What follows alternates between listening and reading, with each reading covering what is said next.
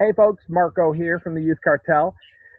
I'm very pleased to be chatting with my good friend Kurt Johnston. He and I have, we've known each other, I don't know how long it's been, well over 20 years.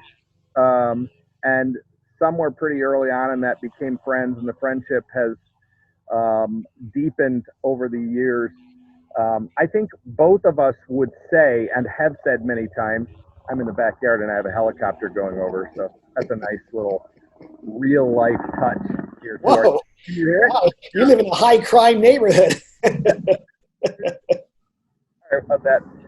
I think both of us have said what we value so much about our friendship is that we don't have to agree on everything, and that it's always felt like one of those kind of sharpens iron friendships.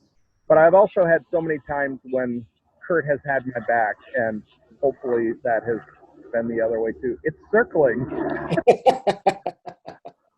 maybe you are the high crime part of your neighborhood. Hopefully we'll keep pushing forward here unless it keeps circling. Okay, so let's dive into this. Kurt, so many people know who you are, but not everybody watching, of course, does. So tell people just a little bit of your story.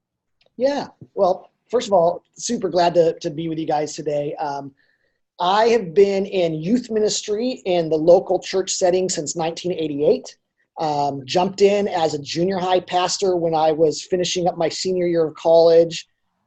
Fell so in love with it, got so involved that I don't tell this very often, but it took me about 6 years to finish my senior year of college because I was just all about youth ministry. And I would take semesters off and take one class here and one class there. And back in 1997, I joined the staff at Saddleback Church as their junior high pastor. I've been at Saddleback Church ever since 97.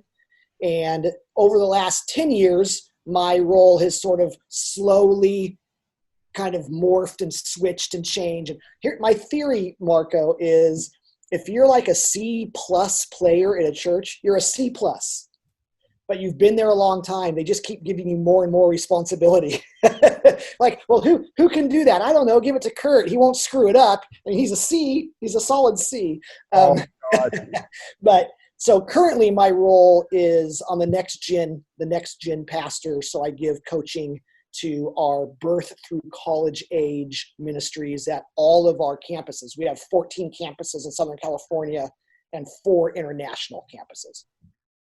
You might be a C player in some areas. We all are. I think that the thing that has made you so valuable and why you've gotten that, and this would be instructive to others listening, is the place where your A+ is in terms of your church, is your loyalty and your follow through. I think that your word can be trusted. So that's that's why you've gotten the right. Okay, now I've got a plane flying overhead. I'm really great at this, aren't I? Okay, tell us why you wrote this book. We are talking about the new release, How to Be the Best Volunteer Youth Worker in the History of the World. When Kurt wanted to name it that, I just laughed, and we eventually decided to go with that and decided it did not need a subtitle. It might be the longest titled youth ministry book in the history of the world. But no, I mean, I wrote it for the simple fact that if you think about it, I don't know how many churches there are in the country, but there's a lot of them, and there's a whole lot of youth workers at all those churches that don't get paid to do it. They're not the point person. They are men and women who somewhere along the way said yes to an invitation or a nudge from the Lord that they felt like, hey, now's my chance to get involved. What do I do? And so it's really meant to encourage them, but there's kind of two in my mind, and I didn't lay the book out this way, but in my mind as I was writing it, it's both a way that they can feel more equipped, as you know, they can develop some skills, but their youth pastor probably trains them on lots of skills, right? But there is definitely part of just giving them some basic skills and encouragement And it's also meant to be a tool for, there are, full-time youth pastors or part-time, whoever they are, point people, youth pastors, who sometimes don't know where to find training material. How do I help my volunteers get better? And so it's also written so that maybe as a team, they would read through it and kind of use it to sharpen each other. Yeah. I think what I really liked about, we talked about it quite a bit before you wrote it, but what I was really pleased with when the manuscript came in and we started the editing process was that it is an encouragement, but it's not just a 3 cheers, everybody. It really gives people a clear sense of what they should be prioritizing, and then how to prioritize those things. Well, and that for me, you and I have been friends for a long time, and we've written stuff together. And but you know this about me more than folks who don't know me. I'm a pragmatist almost to a fault.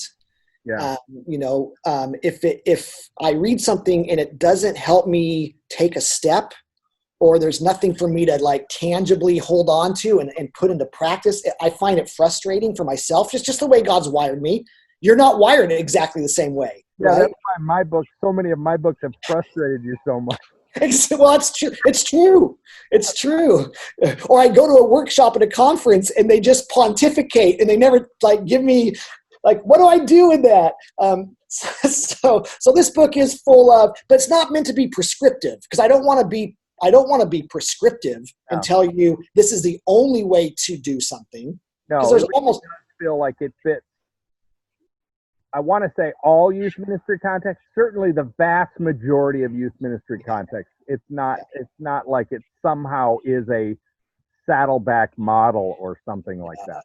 No. And that's often, I'm oftentimes concerned that when I speak or write, that people sort of dismiss it because, well, he's from a big church or whatever, or he's that purpose-driven thing, and we don't do that. But this has nothing really to do with either of those. Right.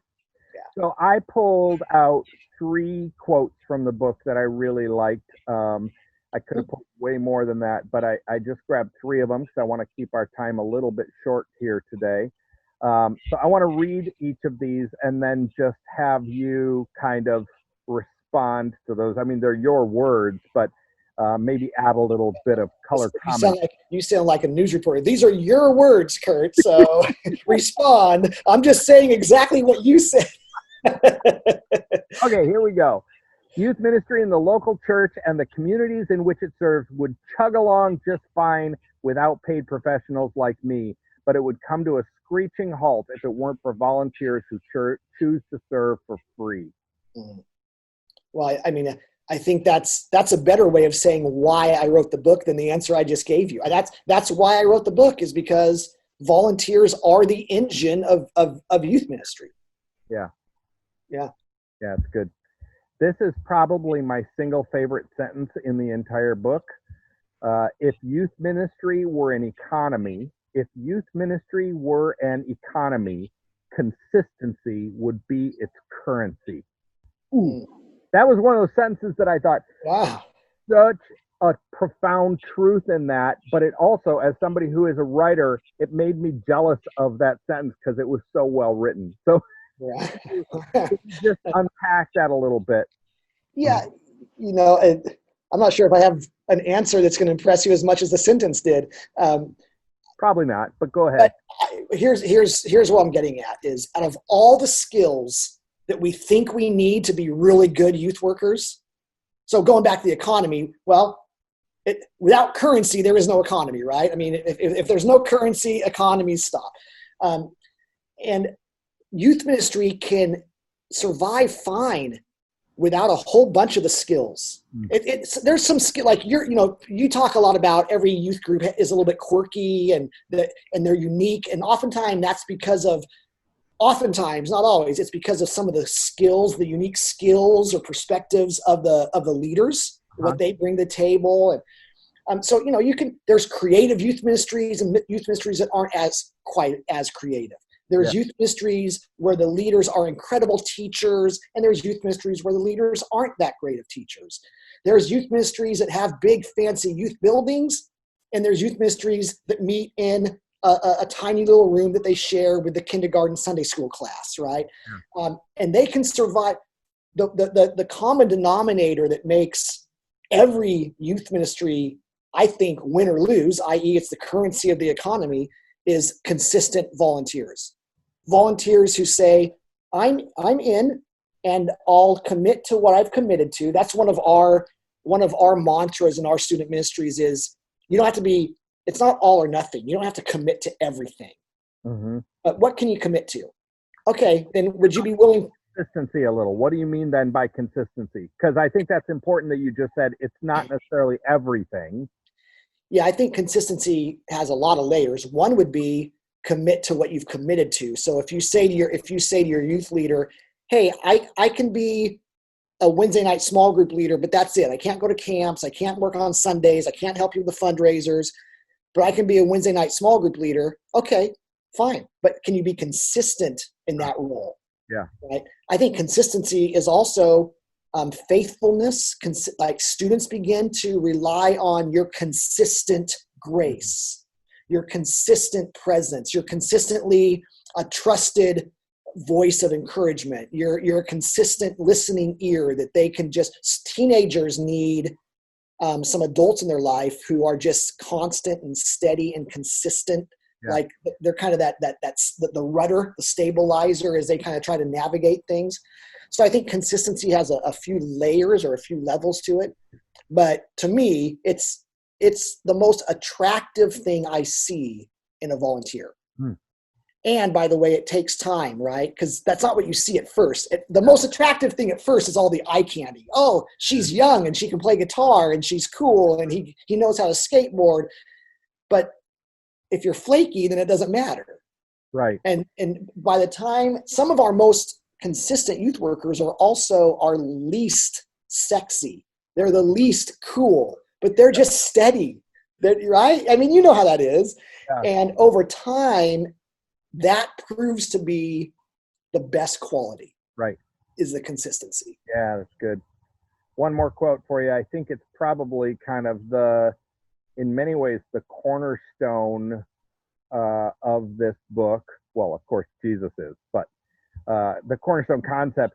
The only things required to make good youth ministry happen are you, meaning the volunteer, plus Jesus, plus a teenager. Talk about I mean, well, that speaks to Jesus being the cornerstone of it, right? Again, I'll go back to some of what I said before. The important thing about youth ministry isn't the youth room or the stage presence or what kind of camp you go to. That's all awesome. But I came to Jesus Christ because I went to a youth group that had 3 kids plus a caring adult who loved Jesus. I'm just laughing because I'm remembering that part in the book where it's you and, is his name Mike? Mike Pace. Yes, which you mentioned him many times, and you can't remember the girl's name, and you continuously apologize to the girl. in case she's reading. But my life was changed because John Miller loved Jesus. He was a caring adult, and he allowed his life to intersect with mine. Yeah. And if we were to strip everything away from youth ministry, so much of it is bells and whistles. So much of it is bells and whistles. Not bad bells and whistles, but unnecessary bells and whistles. Yeah. And the most important stuff is, which is why I love talking to, and hopefully this book will encourage a whole bunch of volunteers, is because I believe with all of my heart, the good youth ministry is volunteer youth workers who love Jesus spending time with a teenager. Yeah. And if you do that, really good stuff happens. Jesus his sovereignty tends to show up when we're just letting our lives intersect with the lives of a teenager. Awesome. You mentioned earlier in our chat here that you'd love to see, people, point person youth workers get this book for their volunteers. So why should the point person, full-time, part-time, whatever, invest in giving a copy of this to each of their volunteers, and how would you suggest they use it? Yeah. Well, I mean, I think unless a youth pastor is an extremely gifted encourager, right? And I would say, even if you are, I've never met a volunteer who says, gosh, quit encouraging me. quit showing me appreciation. So I think gifting them a book that we say, hey, this is a thank you, and this is also to sharpen your saw a little bit. We want to honor the fact that you're committing to serve, and we want you to feel equipped and empowered. That, to me, is honoring to them. Yeah. It shows that you value them and you value the role they're playing. You want them to be better at it. It's the rising tide that raises all the ships. And I think there's a lot of what you could hand it to them and just say, read it on your own. Or I think it is the type of book, because it's in these 10 very easily digestible chapters that really cover 10. I think, the chapters kind of build, but at the same time, it's one of those books where you could just read whatever chapter jumps out. It does sort of give you 10 training or team conversation topics that you could work through together. Oh, yeah. I bought them for all of our volunteers, and I wasn't going to for a while because I thought, in this COVID season right now, is it something, it might be better to wait until we're all together. And we just decided, no, this is a perfect time for us to mail a little gift to all of our volunteers and say, hey, we know youth ministry is a little bit different right now, but we want to say thanks. And here's something for you to read and be on the lookout for an invitation to get together and talk about it. So that's going to be our strategy with it. That's cool.